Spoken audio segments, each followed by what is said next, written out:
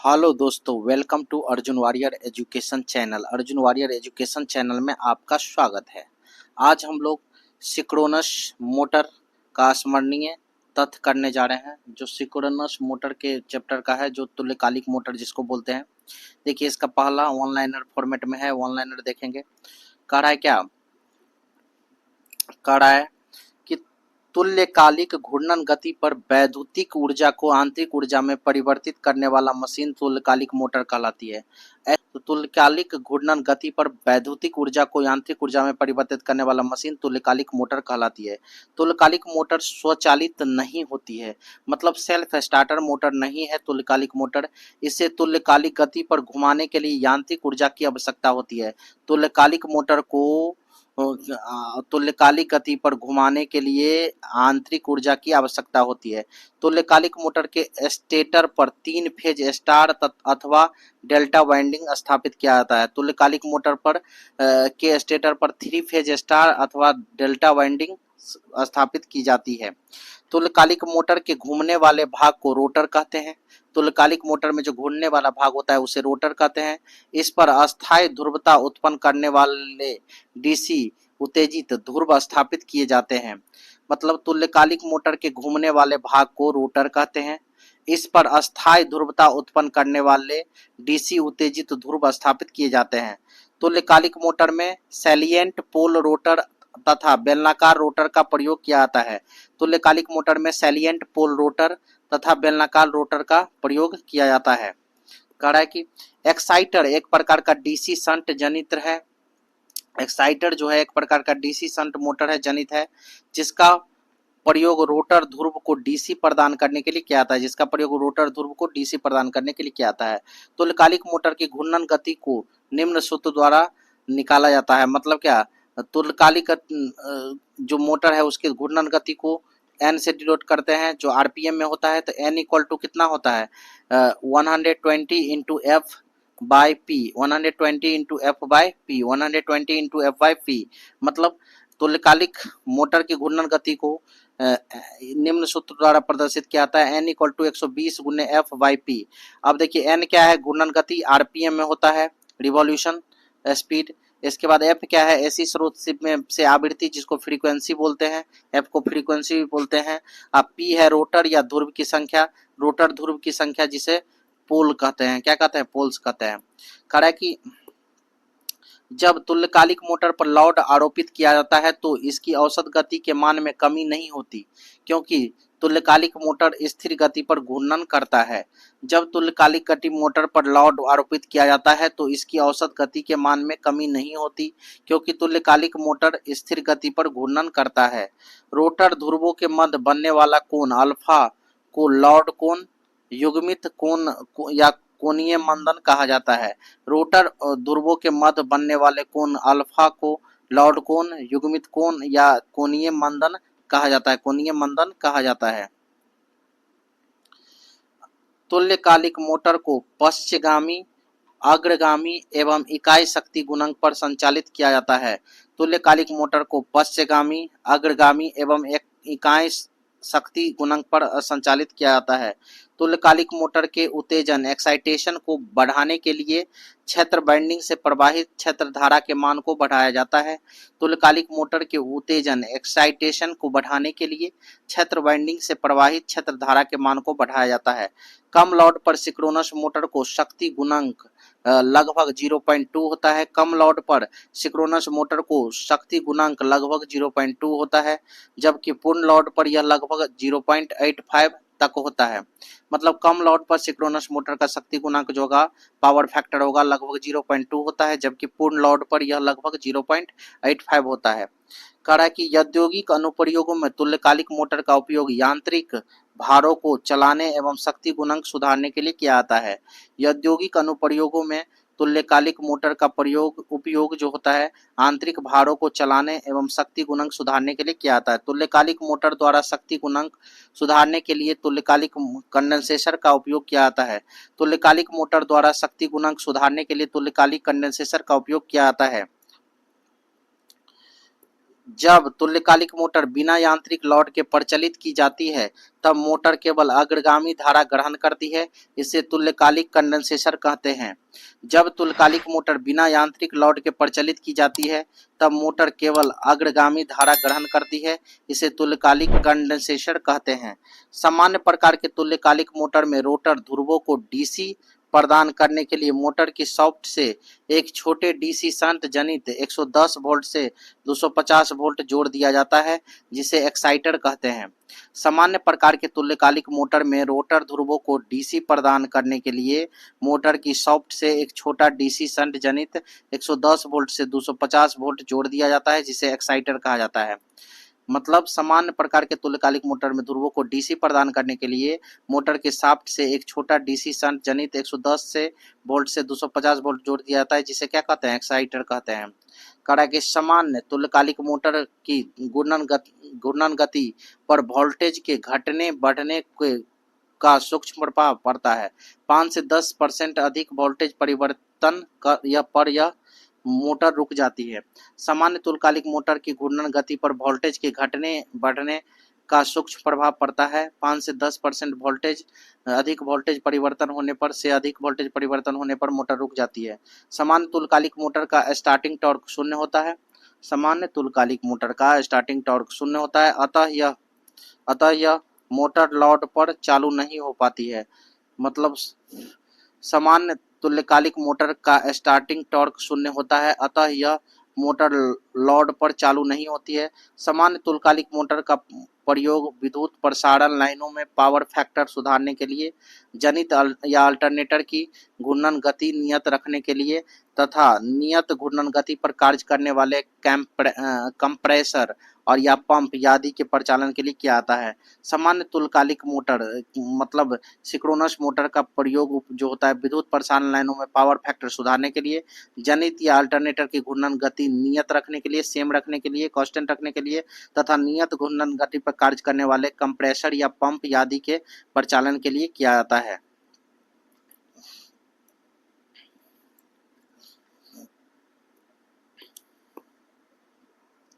Induction type auto तुल्यकालिक motor को चालू करने के लिए प्राइम मूवर की आवश्यकता नहीं होती है। इंडक्शन टाइप ऑटो तुल्यकालिक मोटर को चलाने के लिए चालू करने के लिए प्राइम मूवर की आवश्यकता नहीं होती है तथा यह इकाई शक्ति गुणांक पर कार्य करती है।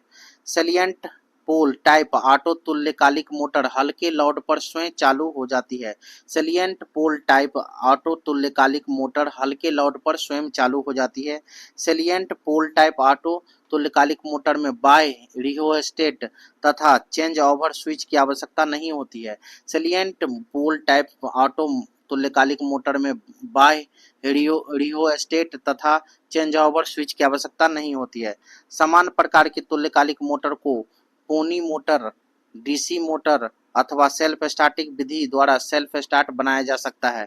समान प्रकार के तुल्यकालिक मोटर को पुनी मोटर, डीसी मोटर अथवा सेल्फ स्टार्टिंग विधि द्वारा सेल्फ स्टार्टर मोटर बनाया जा सकता है।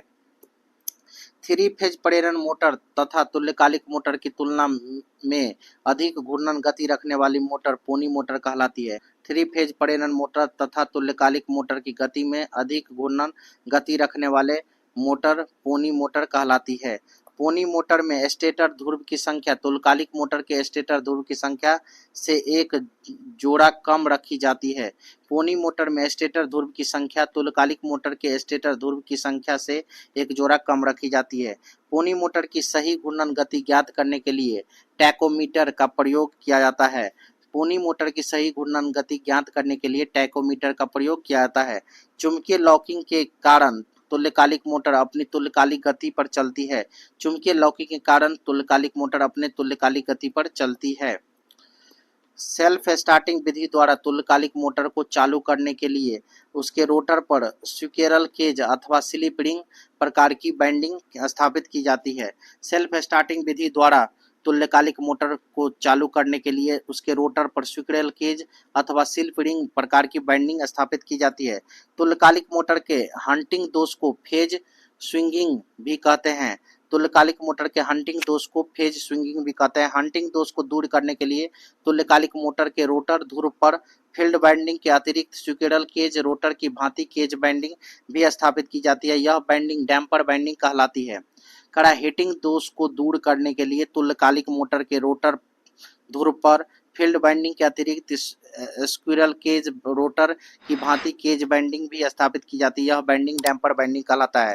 डैम्पर बाइंडिंग के लिए रोटर ध्रुव के बाह्य भाग में छिद्र करके तांबे की छड़ें स्थापित कर दी जाती है और उन्हें तांबे के छल्ले के द्वारा शॉर्ट सर्किट कर दिया जाता है। डैम्पर बाइंडिंग के लिए रोटर के बाह्य भाग में छिद्र करके तांबे की छड़ें स्थापित कर दी जाती है और उन्हें तांबे के छल्ले द्वारा शॉर्ट सर्किट कर दिया जाता है। बेहतर डिजाइन की सिंक्रोनस मोटर की दक्षता 92% होता है। बेहतर डिजाइन की सिंक्रोनस मोटर की दक्षता 92% होती है। असंतुलित वोल्टेज सप्लाई पर सिंक्रोनस मोटर में ऋणात्मक फेज अनुक्रमण मौजूद होता है। असंतुलित वोल्टेज सप्लाई पर सिंक्रोनस मोटर में ऋणात्मक फेज अनुक्रम मौजूद होता है। रोटर पोल और स्टेटर पोल के बीच कोण बलाघूर्ण कोण टॉर्क एंगल कहलाता है।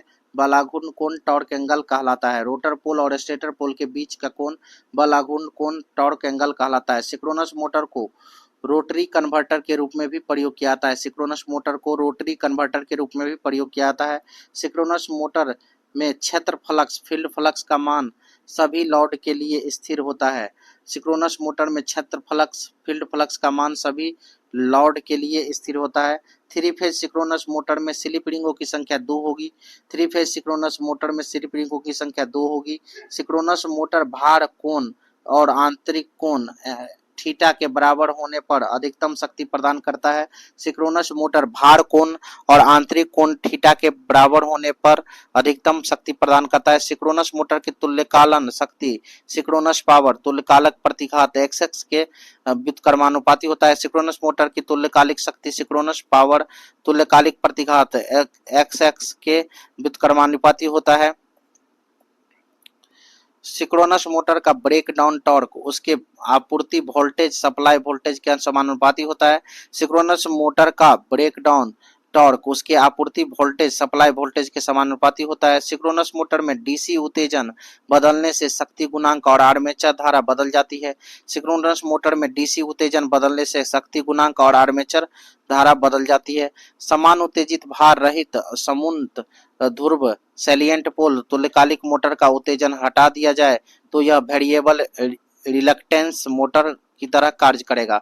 समान उत्तेजित भार रहित समुन्नत ध्रुव सैलिएंट पोल तुल्यकालिक मोटर का उत्तेजन हटा दिया जाए तो यह वेरिएबल रिलक्टेंस मोटर की तरह कार्य करेगा। ठीक है, अब देखिए ये क्वेश्चन नंबर 1 है। ये जो है आपका क्वेश्चन नंबर 1 है, ये 4 नहीं है, ये बाय मिस्टेक लिखा हुआ है। देखिए क्वेश्चन नंबर 1 क्या कर रहा है 6 ध्रुवों वाली तुल्यकालिक मोटर 400 वोल्टेज 50 हर्ट्ज की आपूर्ति द्वारा संचालित होता है। यह 0.8 के अग्रगामी शक्ति गुणांक मतलब पावर फैक्टर दिया हुआ है। 100 एम्पियर लाइन की धारा लेती है। धारा करंट कितना लेती है 100 एम्पियर लाइन की।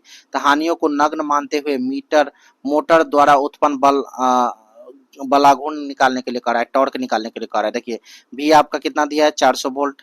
अब इसके बाद देखिए आई कितना है 100 एम्पियर। अब फ्रीक्वेंसी कितना दिया है 50 हर्ट्ज और पोल नंबर ऑफ पोल कितना है 6 है। ठीक है, और कॉस का जो आपका कॉस क्या है अग्रगामी शक्ति गुणांक कॉस थीटा वो कितना है 0.8 है। ठीक है, इक्वल टू फार्मूला क्या होता है टॉर्क इक्वल टू होता है आपका पी मैकेनिज्म।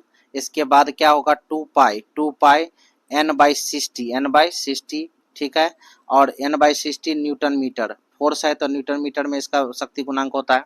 अब देखिए पीएम जो होता है आपका इसका होता है आपका पीएम का जो फॉर्मूला होता है वो होता है VI cos थीटा √3 VI क्या cos फाई होगा।